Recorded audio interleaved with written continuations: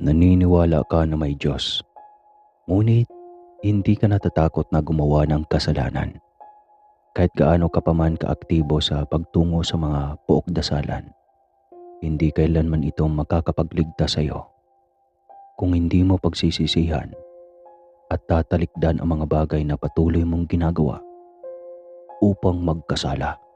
Kung naniniwala kang may Diyos, naniniwala ka rin na mayroong mga demonyo at totoo ang impyerno.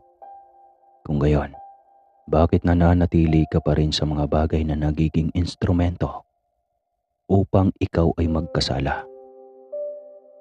Ang mga mata at bibig, ito ang bahagi ng katawan ng tao na siyang pangunahing nakakagawa ng pagkakasala. Mga mata na siyang nakakakita ng iba't ibang pagkakasala. Bibig na sumisira sa pagkatao ng iba.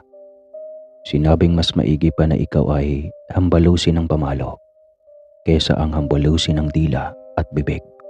Madaling naghihilom ang mga latay na ibinubuga ng pamalo, ngunit ang sinasabi ng bibig ay panghabang buhay na latay sa iyong buong pagkatao. Si Alaric at ang kanyang mga kapatid ang naging biktima ng hampas ng dila.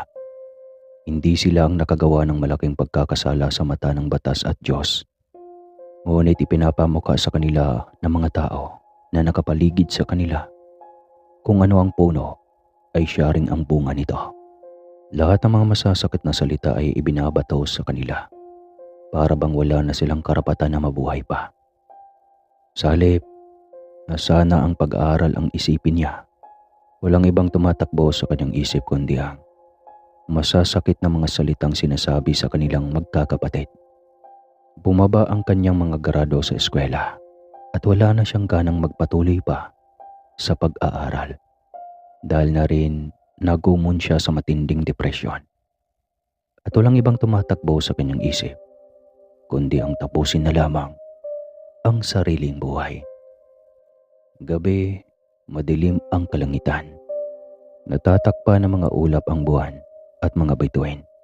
Gumuguhit rin ang nakakatakot na kidlat sa kalangitan.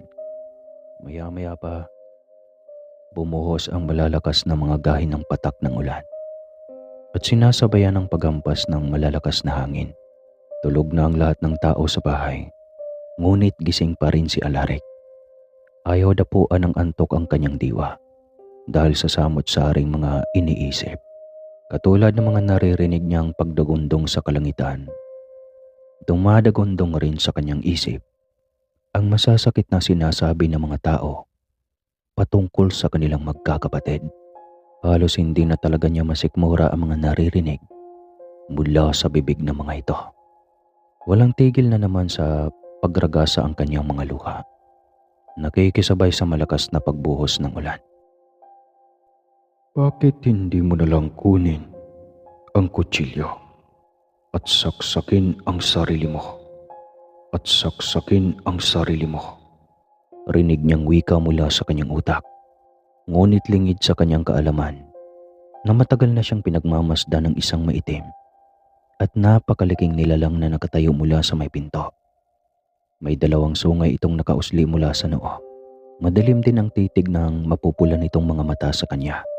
Ito ang nagsasalita sa kanyang isip. Pinunasan niya ang kanyang mga luha at wala sa sariling tumayo. Naglakad siya ng marahan patungo ng kusina at hinanap ang kutsilyo. Nang idadampin na niya sa kanyang balat ang kutsilyo, natigilan siya sa nagsalita mula sa sulok ng kanyang isipan. Mahal kita anak, huwag mong gawin iyan.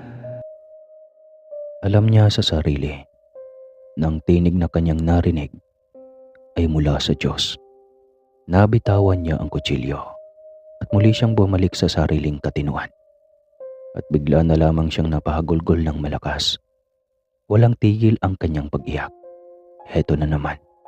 Bumabalik na naman sa kanyang isip ang mga nangyari noon na gusto na sana niyang kalimutan. Ngunit paulit-ulit naman itong pinapaalala at isinasaksak sa kanyang kukote ng mga taong nakapaligid sa kanya. Parang punyal na itinarak sa kanyang puso na mahirap nang hugutin. Ang nilalang na nakamasid lamang sa kanya Waring nasisiyahan sa mga nakikitang paghihirap niya. Naglaho rin ito, ngunit muli ay babalik ito upang paulit-ulit siyang diktahan na magpakamatay. Ito ang kanyang misyon. Ang manghagilap na mga kaluluwang nagdurusa sa bigati. Dahil sa kahinaan ng loob at kawalan ng pag-asa sa madilim na mundong kinalalagyan. Dito siya paulit-ulit na papasok sa katinuan ng isang tao. At nang maibuhos na ni Alaric ang lahat ng kanyang sakit na nararamdaman, sandaling gumaan ang kanyang pakiramdam. Ngunit maiksing sandali lamang ito. Dahil mamaya mararamdaman na naman niya ang sakit na siya lamang ang nakakaramdam. Magdamag siyang hindi natulog. Sa sandaling sinusubukan niyang ipikit ang kanyang mga mata, binabangungot siya. Isang demonyo ang laging nakikita niya sa isang napakadilim na lugar na walang kahit sino man na tao ang makikita maliban sa kanya. Walang kahit anong liwanag na makikita. Tumatakbo siya sa walang direksyong patutunguhan. At ang demonyong laging nakasunod sa kanya, hindi siya nilulubayan.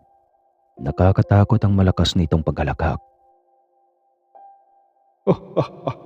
Sa tingin mo ba matatakasan mo ang iyong kapalaran? Kahit saan ka tumakbo, hindi ka makakatakas sa lugar na pupuntahan mo. Malaki at maugong ang boses nito. Humahalakhak rin ito ng malakas. Takot na siya. Nanginginig ang buong katawan. Alam niyang binabangungot lamang siya at kailangan niyang magising. Huminto siya sa pagtakbo at hinarap ang demonyo. Sa tingin mo, matatakot ako sa iyo. Alam kong hindi ka totoo at nananaginip lamang ako ng masama. Sigaw niya sa demonyo. Lumapit sa kanya ang demonyo at hinawakan siya. Napaso siya ng hawakan ito. Hindi niya maintindihan kung saan nagmumula ang sakit na kanyang nararamdaman. Patuloy lamang siyang hinihila nito. Kahit anong gawin niyang pagpupumiglas at pilit na kumakawala mula sa pagkakahawak ng demonyo, hindi niya magawang makaalis. Mas lalo siyang nanginig sa takot nang makita sa di kalayuan ang isang napakalawak na lawa ng apoy. Napakabaho ng amoy nito, parang may nabubulok na isang naaagnas na bangkay. O marahil higit pa roon ang amoy nito. Napakasakit sa ilong. Hinahalukay rin ang kanyang sikmura at gusto niyang masuka. Takot na takot siya. Iba na ang impyernong sinasabi nila. Habang papalapit sila roon, nawawala na rin siya ng pag-asa at hindi na talaga niya matatakasan pa ang kanyang magiging kapalaran. Ngunit, anong malaking pagkakasala ang kanyang nagawa at dito siya napunta? Hindi niya maintindihan. Wala siyang maalala. Habang papalapit sila ng papalapit sa lugar na iyon, nakakarinig siya ng nakakabingi at nakakaawang mga panaghoy. Lumalakas rin ang nakakasulasok na amoy na nagmumula sa kumukulong lawa ng apoy. Hindi siya handa sa makikita mula roon. At kung anuman ang mga naroroon, ayaw niya itong makita. Isang napakakipot na daanan ang kanyang nakita.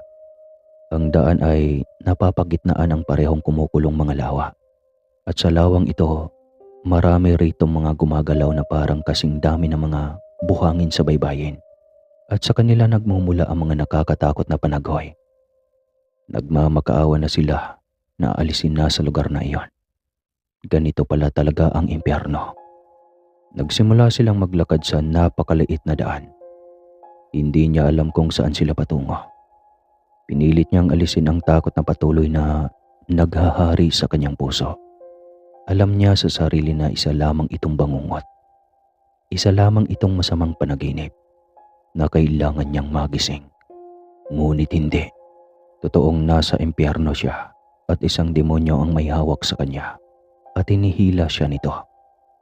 Bagamat nakakapaso ang mga kamay nito, ngunit hindi naman niya nararamdaman na napapaltos ang kanyang balat.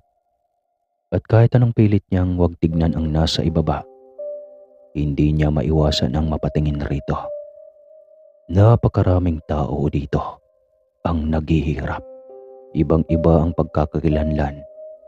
May mga mayayaman, mga sikat na personalidad, mga politiko, mga pastor at pare, mga bata at napakarami pang iba. Hindi niya kayang pagmasdan ang mga tanawing nakikita, kaya ibinaling na lamang niya ang tingin sa makipot nilang dinaraanan. At habang patagal, lumaki ang kanilang dinaraanan. At nawawala na rin ang mga panaghoy ng maraming tao na pinapahirapan sa kumukulong lawa ng apoy. Isang napakalaking pinto ang bumungad sa kanya. Kusa itong bumukas. Pagkabukas ng malaking pinto, bumungad sa kanya ang isang malaking karatula na gawa mula sa kahoy. Nag-aapoy ito at nagliliyab, ngunit hindi ito nasusunog. Nakasulat sa karatula ang mga salitang dito pinaparusahan ang mga nangloloko, nanghuhusga, lumapastanganan sa Diyos, at iba pang mga mabibigat na kasalanan. At mula naman sa loob nito, kita niya ang pagkarami-raming mga demonyo na nagsasagawa ng pagpaparusa sa mga tao batay sa kanilang nagawang kasalanan noong sila ay nabubuhay pa sa mundo. Sa senaryong kanyang nakikita, nilokoban siya ng hindi maipaliwanag na takot na ngayon lamang niya nararamdaman. Tiyak niya na katulad ng mga taong naririnig niya ang mga panaghoy na pinapahirapan ng mga demonyo, ganoon din ang gagawin sa kanya. Inisa-isa ng mga ito ang kasalanan ng bawat tao noong nabubuhay pa sila. Patuloy siyang inihila ng demonyong may hawak sa kanya. Hindi niya alam kung saan siya dadalhin ito. Habang maraan silang naglalakad, sinusulyapan niya ang mga taong pinaparusahan ng mga demonyo. Nakita niya na maraming mga taong walang saplot sa katawan na nagkakaroon ng insekto na kumukutkot sa kanilang mga bibig at balat. Kinakagat sila ng mga ito upang kainin ang buong katawan. Sila ang mga taong noong nabubuhay pa sila ay madalas na ipakita nila ang kanilang kahubaran upang magpasikat sa ibang tao. Ang sumunod na nakita niya ay ang mga taong walang inatupag sa buhay, kundi ang makisagap ng balita patungkol sa buhay ng iba. Sila ay mga tsismoso o tsismosa na tinatawag ding karamihan sa panahon ngayon na mga marites. Nakahubad ang kanilang mga katawan. Isa-isa silang dinadala sa mahabang tabla kung saan 10 katao ang maaaring maparusahan ng sabay-sabay. Kinakailangan nila ang lumuhod habang nakatali ang mga kamay sa likuran. Nakapatong ang kanilang mga baba sa tabla. May mga lubid na nakapulupot sa kanilang mga liig. Kapag hinihila ang lubid ng mga demonyo, lumalabas ang kanilang mga dila. Sa tapat nila may isang kahindik-hindik na demonyo ang nagkakabit ng kawit sa kanilang mga dila. Pagkatapos, hihilahin ng malakas ang kanilang mga dila at sa pagkakahila, nadadoble ang haba ng dila ng ilan. Gumagamit ang mga demonyo ng isang mahabang pako na kasing haba ng isang panulat at ipapako ang kanilang mga dila sa tabla. Sa ilalim ng tabla may nagliliyab na apoy at bubuhusan sila ng kumukulong apoy sa buong katawan hanggang sa ito ay mawasak. Habang ang mga demonyo naman na nagsasagawa sa pagpaparusa sa mga taong walang ibang ginawa kundi ang mangialam sa buhay ng iba, humahalakhak sila ng malalakas at isa-isa silang kukutsain ng mga ito habang sumisigaw sila sa sakit at nalalapnos ang kanilang mga balat at nawawasak ang buong katawan. Labis na takot ang naramdaman ni Alaric na mga sandaling iyon.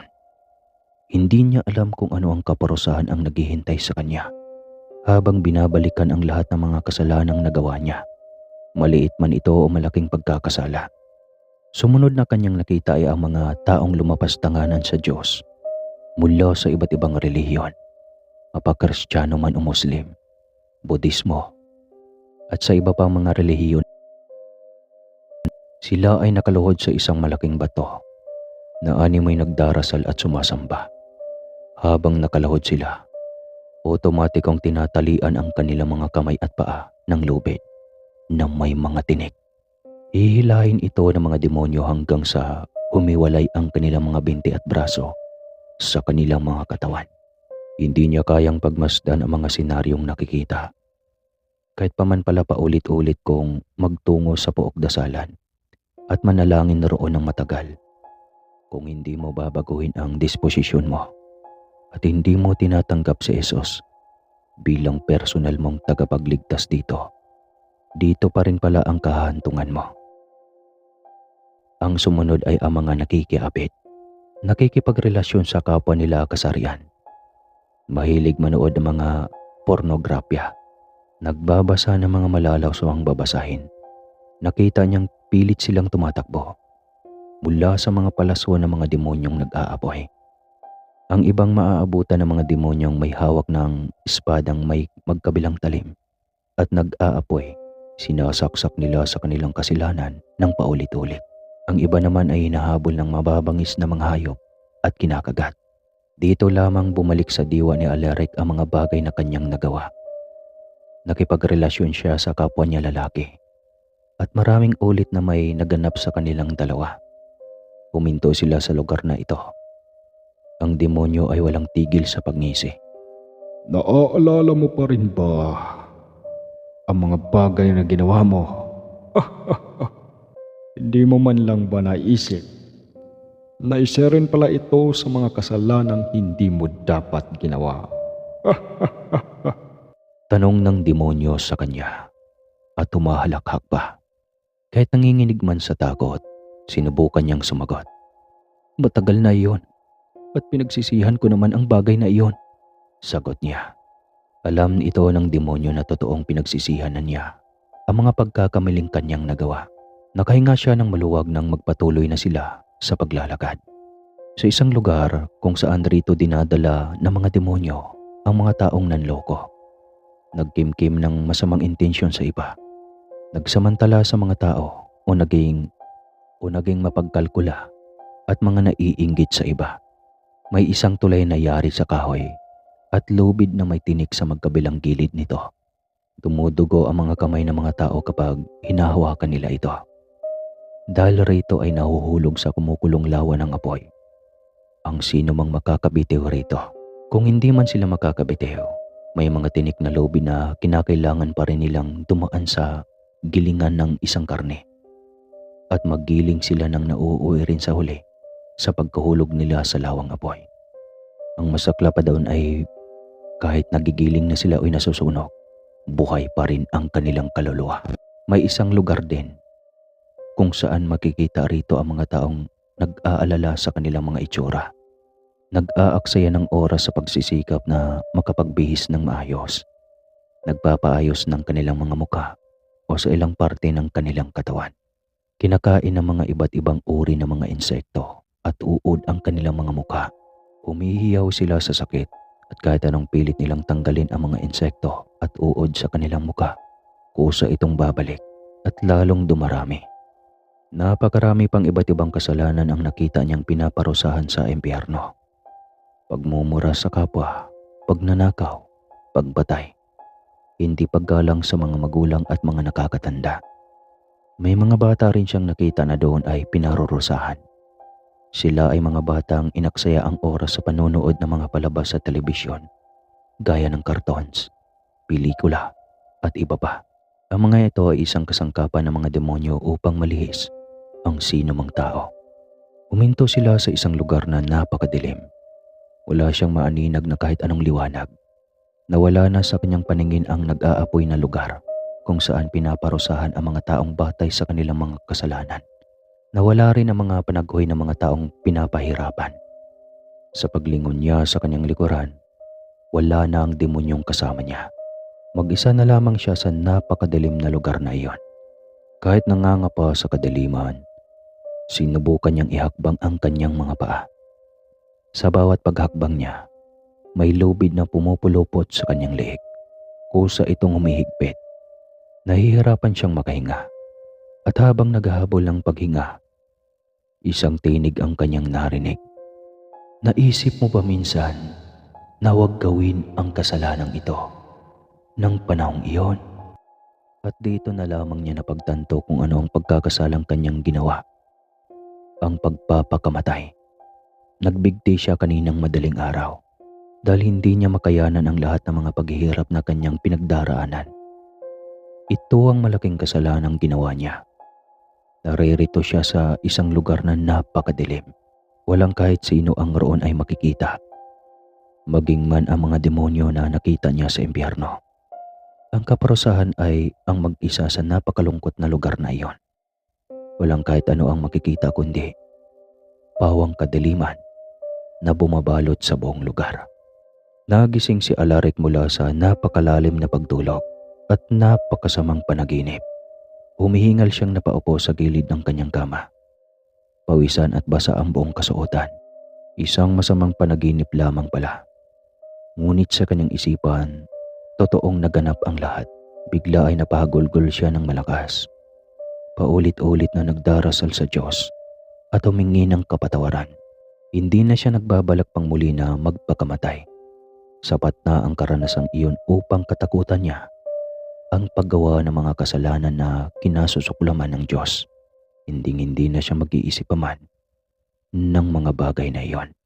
Hinding-hindi na. Kaya ikaw na nakikinig ngayon, ano ang gagawin mo?